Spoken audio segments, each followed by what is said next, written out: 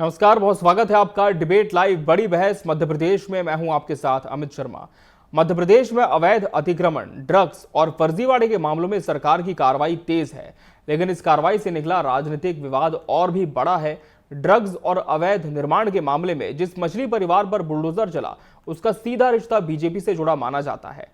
सवाल उठा कि क्या बीजेपी ने समुदाय विशेष से जुड़े अपने ही समर्थक परिवार पर सख्ती दिखाकर बड़ा संदेश दिया है। दूसरी ओर कांग्रेस विधायक आरिफ मसूद पर जब एसआईटी जांच और एफआईआर हुई तो कांग्रेस ने इसे राजनीतिक साजिश और समुदाय विशेष पर हमला बताया। कांग्रेस अपने विधायक को जांच से बचाने सुप्रीम कोर्ट तक पहुंची और राहत मिलते ही इसे न्याय की जीत करार दिया। तो क्या यह सचमुच कानून का राज है या फिर राजनीति का दोहरा चेहरा, जहां दूसरे पर कार्रवाई सही लेकिन अपने पर कार्रवाई अन्याय? आज इसी विषय पर हम बात करेंगे। उसके पहले एक नजर इस खास रिपोर्ट पर।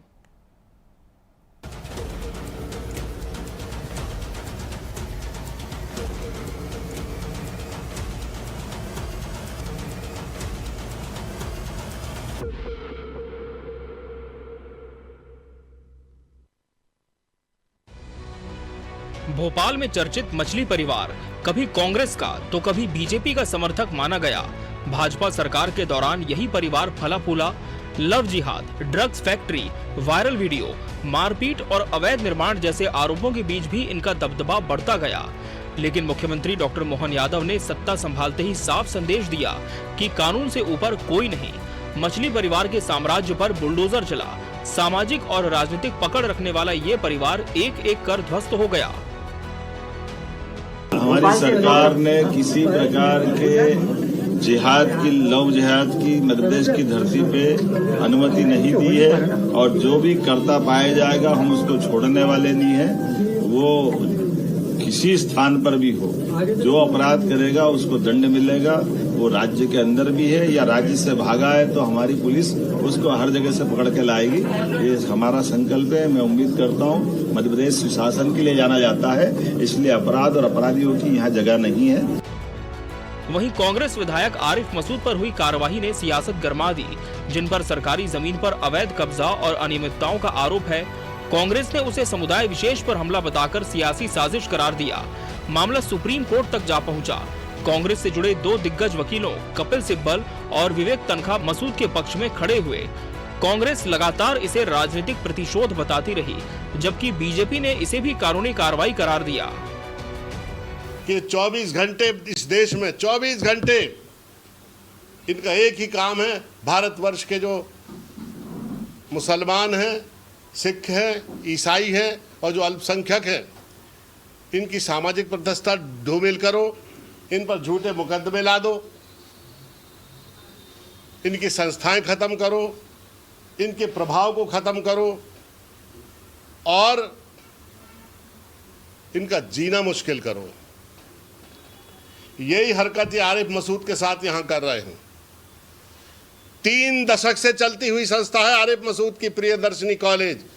देखिए, कांग्रेस न्यायपालिका से और विभिन्न संवैधानिक व्यवस्थाओं से परे जा चुकी है, इसलिए कांग्रेस को इंतजार करना चाहिए। ये सिर्फ स्टे है, बाकी आने वाले समय में दूध का दूध पानी का पानी जरूर होगा।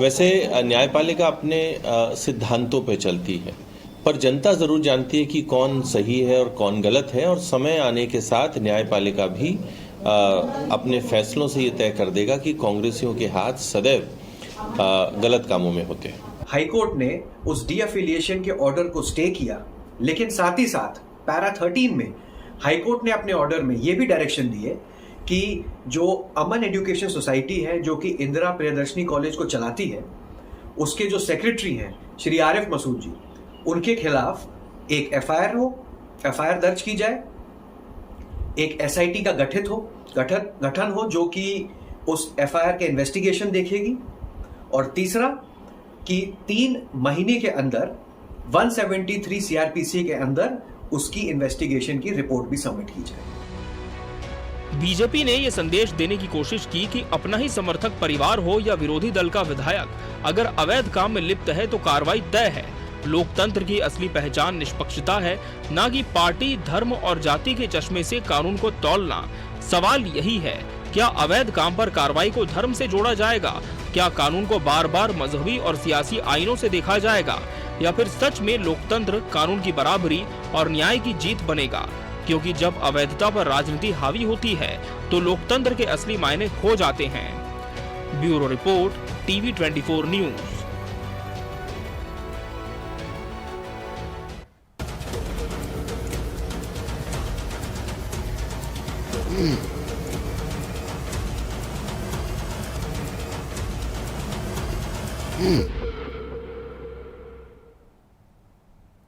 तो सियासत के दो चश्मे, आज इसी विषय पर हम चर्चा करेंगे और इसके लिए हमारे साथ खास मेहमानों का पैनल भी जुड़ चुका है।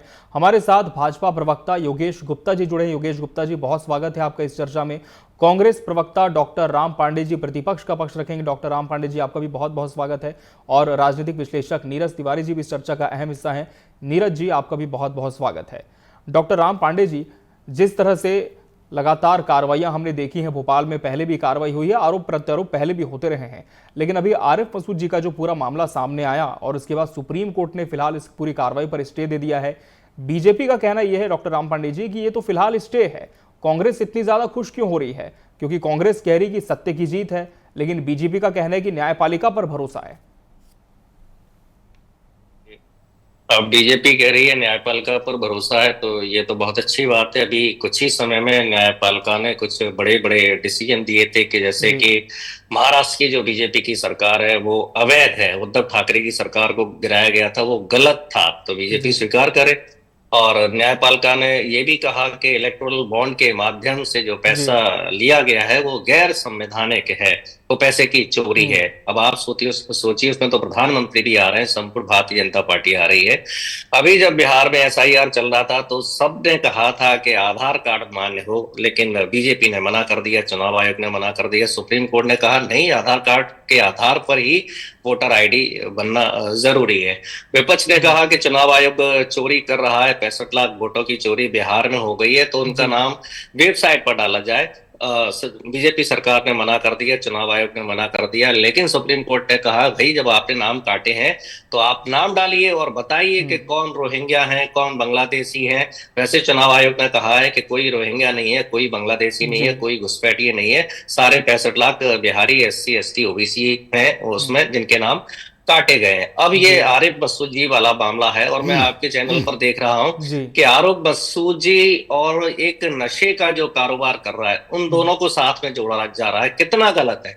मतलब एक में तो गरीब बच्चों की शिक्षा दी जा रही है, फ्री एजुकेशन दी जा रही है, और एक नशे का कारोबार कर रहा है जो युवा पीढ़ी को बर्बाद कर रहा है, जो भारतीय जनता पार्टी से जुड़ा हुआ है, जो कांग्रेस से जुड़ा हुआ है, वो शिक्षा का प्रचार प्रसार कर रहा है। और जिन मंत्री ने परमिशन दी थी उस समय उस सोसाइटी को, उस कॉलेज को, उन मंत्री का भी आज स्टेटमेंट आ गया कि हाँ मैंने परमिशन दी थी और सही परमिशन दी थी, उसमें कुछ भी गलत नहीं है। हजारों लड़के वहां से 30 साल में पढ़ गए, देश विदेश में नाम कमा रहे हैं, भोपाल के आसपास के सब गरीब बच्चे पढ़ रहे हैं। और मध्य प्रदेश में भारतीय जनता पार्टी के सैकड़ों कॉलेज स्कूल चल रहे हैं जिसमें स्टाफ नहीं है, कई खामियां हैं। हम बात करें ये कृषि विस्तार अधिकारी जो थे, जिनके इंटरव्यू हुए थे, जिनकी परीक्षा हुई थी, राम लखन कुशवाहा एक सांसद हैं, उनके कॉलेज से सारे टॉपर्स निकले थे। हमने कहा था उसकी जांच होनी चाहिए, चूंकि भारतीय जनता पार्टी से जुड़े हुए हैं, कोई जांच वांच नहीं हुई। पेपर लीक का मामला, ये जो अभी मंत्री हैं गोविंद राजपूत, उनके कॉलेज का आया, उस पर कोई कार्रवाई नहीं हुई। और अभी ये नर्सिंग घोटाला जो सामने आया, उसमें विश्वास सारंग पर कोई FIR नहीं हुई। 1 साल तक बच्चों का भविष्य चौपट कर दिया गया, 1 साल तक एडमिशन नहीं दिए गए, 3-4 साल से परीक्षा नहीं हुई है। मध्य प्रदेश में सैकड़ों जो एजुकेशन सोसाइटी है, कई भारतीय जनता पार्टी के नेताओं, लेकिन उन पर कोई कार्रवाई नहीं हो रही। तो भारतीय जनता पार्टी जब अल्पसंख्यकों पर, मुस्लिमों पर विशेषकर कार्रवाई करती है तो उसका उद्देश्य होता है केवल वोट का। वोट के लिए वो अल्पसंख्यकों पर कार्रवाई करती है, वो अल्पसंख्यक सही है या गलत है और देखना पड़ेगा। एक भारतीय जनता पार्टी से जुड़ा है वो नशे का कारोबारी है, और जो कांग्रेस से जुड़ा हुआ है वो शिक्षा का प्रचार प्रसार कर रहा है। दोनों में जमीन आसमान का अंतर है, दोनों को एक चश्मे से नहीं देखा जा सकता है। तो भारतीय जो जनता पार्टी की जो नीयत और सोच है वो बहुत घटिया स्तर की है, जो देश को विनाश की ओर ले जा रही है। जब गाड़ी के चारों पहिए चलते हैं, इंजन चलता है, तब गाड़ी आगे बढ़ती है। यदि एक पहिया भी पंचर हो जाता है तो गाड़ी आगे नहीं बढ़ती है। तो जो हमारे सभी धर्म के लोग हैं, में गाड़ी के पहिए हैं, गाड़ी है, इंजन है उसमें, तो सभी को साथ लेकर चलना पड़ता है। लेकिन भारतीय जनता पार्टी ने पूरे 2014 से हम विशेष कर बात करें तो पूरे देश के विकास को, देश की समृद्धि को, देश के भाईचारे को, देश के सौहार्द को ध्वस्त कर दिया है। इसलिए हमारी जवाब दीजिए, क्या अल्पसंख्यकों को चुन चुन कर निशाना बनाया जा रहा है, जैसे कि कांग्रेस का आरोप है? देखिए अमित जी, अल्पसंख्यकों को चुन चुनकर, अब ये चुन चुनकर से कांग्रेस के मुकेश नायक जी का क्या तात्पर्य है? आज की प्रेस कॉन्फ्रेंस में उन्होंने ये बात कही जी, और मुकेश नायक जी ने उस प्रेस कॉन्फ्रेंस में एक और जी अभिकथन स्वीकार किया कि मैंने मेरी सरकार के दौरान सभी नियमों को शिथिल करते हुए आरिफ मसूद के कॉलेज को परमिशन दी। यह भी एक अपराध की श्रेणी में आता है। भाई आरिफ मसूद में ऐसे क्या लाल लगे थे जो आपने सारे नियम ताक पर उठाकर परमिशन दे दी? ये तो मुकेश नायक की बात का जवाब हुआ। दूसरी बात, ये आरोप लगाते हैं भारतीय जनता पार्टी पे अल्पसंख्यकों को चुन चुनकर। हम तो सबका साथ, सबका विकास, सबका विश्वास लेकर काम कर रहे हैं। प्रधानमंत्री आवास योजना में शाहरुख सलमान को भी घर दे रहे हैं और रेहाना और मुमताज को भी घर दे रहे हैं। वहीं उज्ज्वला गैस योजना में भी हमारी बहनें लाडली बहनाओं में भी कोई भेदभाव नहीं है। तो ये जो तुष्टीकरण की 2080 की राजनीति कांग्रेस दशकों से करती आई है, शायद ये भूल रही है कि जो अल्पसंख्यक वोट का मुंह इनको बार बार खींचकर लाता है, वो हैदराबाद तेलंगाना में ओवैसी के साथ है, दिल्ली में आम आदमी पार्टी के साथ है, उत्तर प्रदेश में अखिलेश यादव के साथ है, पश्चिम बंगाल में ममता यादव के साथ है और बिहार में लालू यादव के साथ है। मध्य प्रदेश में मजबूरी में कांग्रेस को वो ढो रहा है। ढो रहा शब्द इसलिए कि कई अल्पसंख्यक मित्र मेरे दोस्त हैं, मैं सेठिया कॉलेज से पढ़ा हुआ हूं, कई छात्र राजनेताओं के साथ आज भी मेरे संपर्क है। वो स्वयं ये कहते हैं कि कांग्रेस ने हमको कहीं का नहीं छोड़ा, कांग्रेस उनके ऊपर लद रही है, जबरदस्ती में लद रही है। अब आता हूं मैं कि भारतीय जनता पार्टी ने प्रकरण पंजीबद्ध किया, जैसा कि आरोप राम पांडे जी ने लगाया। थोड़ा सा जानकारी लेके बैठते तो शायद ऐसा नहीं कहते। 2005 में आरिफ मसूद के खिलाफ पहली याचिका लगाई मोहम्मद हसीफ ने, जो कांग्रेस का स्थानीय स्तर का नेता है। उसी ने 2008 में दूसरी याचिका लगाई हाईकोर्ट। तीसरी याचिका लगाई कांग्रेस के एक बहुत बड़े 6 बार के 7 बार के विधायक मरहूम आरिफ वकील साहब ने 2011 में। तत्पश्चात चौथी याचिका लगाई है ध्रुव नारायण सिंह जी। तो ये आरोप लगाने से पहले अपने गिरेबान में झांके कि हम किस क्रिमिनल को प्रोटेक्शन देने की कोशिश कर रहे हैं। क्रिमिनल वर्ड इसलिए यूज कर रहा हूं कि जिन धाराओं के अंतर्गत हाईकोर्ट ने स्वतः संज्ञान लेते हुए केस पंजीबद्ध किया है, वो धाराओं का उल्लेख भी बहुत जरूरी है, क्योंकि विषय पर तो मेरे मित्र बोले नहीं, जानकारी लेके बैठे नहीं है। दाएं बाएं पूरा इंडिया घूम आए, मगर आरिफ मसूद के ऊपर जानकारी लेकर नहीं बैठे। हाई कोर्ट की धारा 420, 467, 468 और 471, जिसमें 3 से 10 साल की सजा का प्रावधान है। उसी में धारा 120B, जिसमें कूट रचित दस्तावेज षड्यंत्र पूर्वक हथियाने के आरोप हैं, गंभीर आरोप हैं। और जिस रजिया सुल्तान की जमीन को वो बता रहे हैं कि नवाब की, भोपाल नवाब के द्वारा हमको दान पत्र में मिली, तो वो शत्रु संपत्ति। तो सब तरफ से आप गंदी मानसिकता के साथ पूरा षड्यंत्र पूर्वक अपराधी के तरह आपने वो जमीन को हथियाया, जिसको स्वीकृति भी मुकेश नायक जी ने दी। तो कायदे से इनके ऊपर भी प्रकरण दर्ज होना चाहिए। और वही दूसरी बात, ये मछली परिवार को बोल रहे हैं कि भारतीय जनता पार्टी से जुड़ा हुआ है। 1990 से उसका साम्राज्य था। तत्कालीन मुख्यमंत्री अर्जुन सिंह जी, उसके बाद दिग्विजय सिंह जी का 10 साल का शासन, इन्हीं कांग्रेस के महान नेताओं के शासन ने अठान पठान मियां भाई ये सब फले फूले भोपाल से लेके पूरे मध्य प्रदेश में, इन्हीं के संरक्षण में कांग्रेस ने कई बार बूथ कैप्चरिंग करी और कई बार चुनाव जीते। तो इनको संरक्षण देते देते ये नैतिक इनका इतना पतन हो चुका है कि जब कानून के दायरे में कोई केस आ रहा है तो उसको भी ये दो समुदाय के चश्मे से देख। ठीक है, इनको सिर्फ अल्पसंख्यक दिख रहा है, उसके पीछे छुपा हुआ अपराधी नहीं दिख रहा है, उसके पीछे छुपा हुआ एक शातिर दिमाग नहीं दिख रहा है। उसके पीछे छुपा हुआ एक चालबाज नेता नहीं दिख रहा। ठीक है, इस पर मैं जवाब जरूर लूंगा डॉक्टर राम पांडे जी से। फिलहाल नीरज जी का रुख कर निश्चित रूप लेंगे। से कानून अपना काम नीरज जी, करेगा। लगातार ये बात होती है कि धर्म विशेष को निशाना बनाया जाता है, लेकिन बीजेपी कहती है कि हम तो सबका साथ सबका विश्वास पर चलने वाले लोग हैं। लेकिन अभी जो फिलहाल ये कार्रवाइयां हुई है मध्य प्रदेश में, चाहे हम मछली परिवार की बात करें या फिर आरिफ मसूद के प्रकरण में हम बात करें, कितनी निष्पक्षता आप देखते हैं इन दोनों कार्रवाइयों में देखने को मिली है? जी अमित जी, यहाँ पर जो स्थितियां हम सभी के सामने दिखाई दे रही हैं, वो मछली परिवार और आरिफ मसूद जी को लेकर चर्चा चल रही है। जी, मेरा यह मानना है कि भारतीय जनता पार्टी की वर्तमान में सरकार डॉक्टर मोहन यादव जी चला रहे हैं। उन्होंने अपनी नीति और नियति दोनों स्पष्ट कर दिया है कि हम जीरो टॉलरेंस पे बात करेंगे और उसी पर काम करेंगे। उन्होंने यह भी स्पष्ट कर दिया है कि चाहे कोई भी हो, मछली परिवार तो एक संकेत है अभी, चाहे वो भारतीय जनता पार्टी से जुड़ा हुआ कोई भी कार्यकर्ता हो, वो इन सब गलत कार्यों में जो भी लिप्त हैं, यदि वो दूर नहीं होते हैं तो उनके ऊपर भी ये कार्रवाई आगे चल के होगी। उन्होंने यह दर्शा दिया है। क्यों?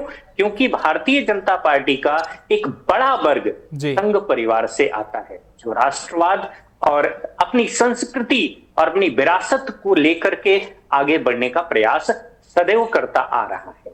मेरा ये मानना है कि भारतीय जनता पार्टी ने जिस तरीके से यह कार्रवाई की है, यह पूरे प्रदेश को संकेत दे दिया है कि कोई भी व्यक्ति, आरिफ मसूद जी पर जो अभी कार्रवाई पर रोक लगी है, जो कि आने वाले समय में वो स्पष्ट होगा कि उनके ऊपर कार्रवाई होगी कि नहीं होगी, वो तो देखा जाएगा। लेकिन जिस तरीके से कोर्ट ने निर्णय लिया है, तो वो कुछ समय की बात है, कार्रवाई तो होना ही चाहिए। कार्रवाई होनी चाहिए, आप ये कह रहे हैं। आप मतलब ये मान रहे नीरज जी की गलत हुआ है? गलत कहीं ना कहीं हुआ है, तभी तो जांच हुई, अदरवाइज जांच नहीं होती। ठीक है। और जांच होने के बाद कोर्ट में गया, कोर्ट से स्टे आया, और स्टे आने से एक बात और स्पष्ट कर दिया। चलिए, आपने ये चर्चा किया तो मैं इस पे आगे बात बढ़ा दे रहा हूं। कांग्रेस पार्टी ने यह स्पष्ट कर दिया कि हमारे विधायक के ऊपर कोई कार्रवाई हुई तो कांग्रेस पार्टी के ही बड़े वकील ने जाकर के उसका डिफेंस लिया है। उन्होंने ये स्पष्ट किया है, हम सभी के सामने है। भारतीय जनता पार्टी इस वर्तमान, क्योंकि हम दोनों ही राजनीतिक दलों को बहुत अच्छे से समझ रहे हैं, उन्होंने अपने वालों को बचाव किया और इन्होंने अपने वालों को कार्रवाई होने दिया। क्यों? क्योंकि वो संकेत देना चाहते हैं कि कोई भी व्यक्ति गलत कार्यों में लिप्त ना हो। ठीक है, लेकिन लग रहा है डॉक्टर राम पांडे जी को देखकर कि शायद वो नीरज जी की बात से इतने सहमत नहीं है। डॉक्टर राम पांडे जी, ये तो वर्जन मुख्यमंत्री का हमने भी इस पूरे पैकेज में सुनाया है कि कोई कितना भी अप्रोच वाला हो, उसे मध्य प्रदेश में अगर गलत काम करता है तो बख्शा नहीं जाएगा। अब मछली परिवार का जिक्र इसलिए हुआ, वो भी उसी धर्म से जिससे आरिफ मसूद आते हैं, लेकिन जिस तरह से कांग्रेस बार बार सवाल उठाती है कि अल्पसंख्यकों पर ही कार्रवाई क्यों, तो बीजेपी तो खुद कह रही है कि हम तो अप्रोच वालों को भी नहीं छोड़ेंगे। फिर इस कार्रवाई पर क्या संशय है? नीरज जी तो बहुत भोले हैं, उन्हें कुछ पता नहीं है। अब जितना बीजेपी भ्रष्ट है और जितना आरएसएस जितनी ढोंगी है और जितना ये बात करते हैं जीरो टॉलरेंस की, उतना ही ज्यादा करप्शन है। अभी आपने देखा होगा कि सड़कों का करप्शन कितना मामला तूल पड़ा था। आपने देखा होगा 90 डिग्री एंगल के पुल बन गए थे। बोल नहीं रहे हो आप तो देखिए कांग्रेस से गए, इसलिए आप चुप रहिए। जो मैं बोल रहा हूँ कुछ दिन पहले आप वही बोलते थे, इसलिए आप चुप रहिए। गुप्ता जी, आऊंगा योगेश जी, फिर मैं आपको करूंगा, विषय पर ही जवाब ले रहे हैं। सबको दिख रहा है। आप कुछ दिन कांग्रेस में थे, आप स्वार्थ के कारण बीजेपी में चले गए, इसलिए आप चुप रहिए। ठीक है योगेश जी, मैं जवाब लूंगा। जो मैं बोल रहा हूँ कुछ दिन पहले आप यही बोलते थे। विषय पर हम उससे जवाब ले रहे हैं योगेश जी, फिर मैं आपको करूंगा। बीजेपी की भाषा बोलने लगे। ठीक है राम पांडे जी, आपकी बात रखें विषय पर। दरवाजा खटखटाओगे कांग्रेस का। ठीक है डॉक्टर राम पांडे जी, समय हमारे पास कम रह गया। मैं निवेदन करूंगा आप दोनों पैनलिस्ट से, कृपया हम विषय पर ही केंद्रित रहें। जी ठीक है डॉक्टर राम पांडे जी, विषय पर आप जवाब दें प्लीज। मैं फिर योगेश जी को रुख करूंगा। बीजेपी का दरवाजा खटखट। जी ठीक है राम पांडे जी, विषय पर मैं फिर से निवेदन कर रहा हूं सभी से, हम विषय पर बात करें, समय कम रह गया हमारे पास। जी एक तो मतलब कुछ दिन पहले कह रहे थे कि मोदी चोर है, कुछ दिन पहले कह रहे थे मोहन यादव चोर है, अब कह रहे हैं ये भले आदमी है। तो कम से कम आप अपनी एक बात पर तो टिकिए। कुछ दिन पहले तो कहते थे कांग्रेस जिंदाबाद है, आज कह रहे भारतीय जनता पार्टी जिंदाबाद है। तो आपकी बात पर कौन विश्वास करेगा? ठीक है डॉक्टर अमन जी, मैं कांग्रेस में था हूं और कांग्रेस की बात कर रहा हूं। आप कांग्रेस में थे, अब भारतीय जनता पार्टी में, इसलिए जो मैं बोल रहा हूं उसे शांति से सुनिए। ऐसा कौन सा डिपार्टमेंट है जहां करप्शन नहीं है? क्या मंत्री पैसा नहीं खा रहे? क्या पैसा मुख्यमंत्री के पास नहीं पहुंच रहा है? क्या स्वास्थ्य विभाग में दवाइयों में पैसा नहीं खाया जा रहा है? क्या रोड में पैसा नहीं खाया जा रहा है? क्या पोषण आहार में पैसा नहीं खाया जा रहा है? जहां कॉलेज स्कूल को एफिलिएशन दिया जा रहा है वहां पैसा नहीं खाया जा रहा है। जो भी चलो कर देते थे, बसूरी बाबू के नाम देखिए, जी फेमस हो गए। ठीक है योगेश, देखिए ये बेकाऊ लोगों को आपने बैठा रखा है। योगेश जी मैं निवेदन कर रहा हूँ, मैं फिर से आपका रुख करूंगा। राम पंडित जी से जवाब लेते हैं। प्रधानमंत्री कहा करते थे राजीव गांधी। राम पंडित जी अपनी बात जारी रखिए, आपकी बात पूरी करें पहले। 15 पैसे मिलता है हितग्राहियों तक, आज कम से कम डायरेक्ट बेनिफिट के हिसाब से। ठीक है, विषय पर हम बात करें, एक दूसरे पर हम इसी हमने नहीं करेंगे डिबेट में। भ्रष्टाचार मुक्त शासन, ये बात कांग्रेस के सामने ना कर प्रवक्ता बता दो। ठीक है डॉक्टर राम पंडित जी, विषय पर बात करें, विषय पर बात करें। राम पंडित जी मैं फिर से निवेदन कर रहा हूं आपसे। दफ्तर पर मेरे सामने नाक रगड़ रहे थे, मुझे प्रवक्ता बना दो। ठीक है डॉक्टर राम पंडित जी मैं फिर से निवेदन कर रहा हूं, विषय पर बात करें। मैं आखिरी बार निवेदन कर रहा हूं, विषय पर बात करें, उसके बाद हम डिबेट को आगे बढ़ाएंगे। कांग्रेस के दफ्तर पर मेरे आंखों के सामने की बात है। ठीक है डॉक्टर राम पंडित जी विषय पर आप जवाब दीजिए। हम विषय पर ही बात करने यहाँ पर बैठे हैं, हम निजी टिप्पणी नहीं करेंगे दूसरे के ऊपर में। ठीक है योगेश गुप्ता जी, योगेश गुप्ता जी, कांग्रेस को इस पूरी कार्रवाई पर संशय है और लगातार वही बात आ रही है जी। आप प्रश्न फिर से पूछिए। योगेश जी, कांग्रेस को इस पूरी कार्रवाई पर संशय है, बार बार कांग्रेस यही कह रही है कि राजनीतिक विरोधाभास के चलते ये पूरी कार्रवाई की गई है। करप्शन चल रहा है, हर जगह चोरी चल रही है। ठीक है, जवाब ले लेते योगेश जी से। योगेश जी ऐसा कौन सा डिपार्टमेंट है जहां भ्रष्टाचार नहीं है, लेकिन कार्रवाई केवल वोट के लिए की जाती है कि वोट बढ़ेगा या कम होगा।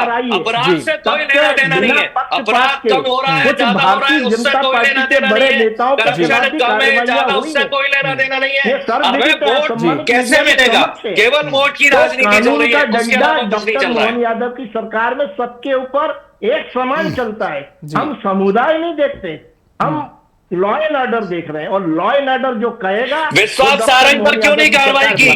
नरसिंह घोटाला किया, कितना नरसिंह घोटाला है, आज भी कॉलेज बंद है। विश्वास सारंग पर क्यों नहीं कार्रवाई हुई है नरसिंह घोटाले में? यदि कार्रवाई विश्वास सारंग पर होती तो जीरो टॉलरेंस होता। विश्वास सारंग पर क्यों नहीं कार्रवाई हुई? नरसिंह घोटाला किया, विश्वास सारंग ने क्यों नहीं कार्रवाई हुई? दर्शकों तक मैसेज नहीं जाएगा क्योंकि आपकी तैयारी अधूरी है। आप दोनों टॉपिक पे कुछ भी डिटेल लेकर नहीं बैठे हैं और डिबेट का समय जाया कर रहे हैं। वही अरे आप तो तोते की तरह रट के आते हो बीजेपी से। ठीक है, नीरज जी का रुख कर लेते हैं। नीरज तिवारी जी, अब क्या लग रहा है, ये जो पूरा मामला है क्या ये वाकई किसी नतीजे पर पहुंचेगा या फिर सिर्फ सियासत का केंद्र बनकर रह जाएगा? रूप में 3 बाबू बिठाए, वो भ्रष्टाचार में सियासत का केंद्र भी है बात कर रहे हैं, तो और बड़े संभवतः यह नतीजे पे भी जा सकता है कि आने वाले समय में हम सभी लोगों को दिखाई देगा कि सियासत के साथ साथ नतीजे पर भी किसको सजा हुई? तिवारी जी घोटाले किस बच्चे को सजा हुई? आप कह रहे 2000 में जीरो टॉलरेंस करते हैं, लगातार घोटाले हो रहे हैं। ईट एंड ड्रिंक घोटाला ऐसा कौन सा घोटाला है जो मध्य प्रदेश की सरकार में नहीं हो रहा है, मोहन यादव की सरकार में नहीं हो रहा है?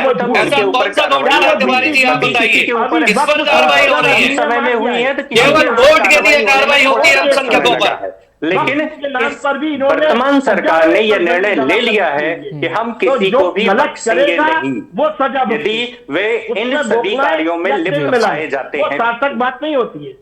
बिल्कुल नीरज जी, तो कहीं ना कहीं देखना होगा कि आने वाले समय में इस पर क्या कुछ नतीजा निकल कर आता है। फिलहाल कांग्रेस अपने आरोपों के साथ खड़ी, लेकिन बीजेपी कार्रवाइयों को सही बता रही है। बहरहाल समय हमारे पास इतना ही था इस चर्चा के लिए। आप सभी मेहमानों का बहुत बहुत धन्यवाद हमसे इसमें जुड़ने के लिए और इसका हिस्सा बनने के लिए। इसी के साथ बड़ी बहस डिबेट लाइव मध्य प्रदेश में आज के लिए फिलहाल इतना ही। मुझे और पूरी टीम को दीजिए इजाजत। नमस्कार।